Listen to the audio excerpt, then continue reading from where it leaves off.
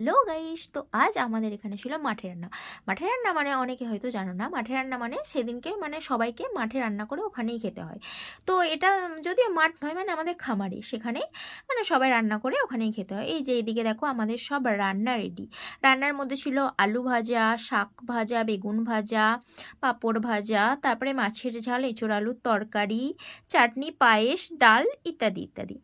আর আমাদের এখানে একটা নিয়ম আছে, মানে একটা ঠাকুর করা হয় যার নাম বিলবুড়ি, তাকে খেতে না দিয়ে মানে কাউকে পরিবেশন করা যায় না।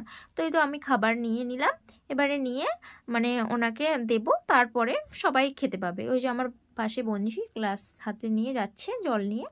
তো আমি হচ্ছে প্রসাদটা দিলাম, দেবার পরে একটু প্রণাম করলাম, প্রণাম করার পরে তারপরে বাকি সবাইকে খেতে দেওয়া হবে।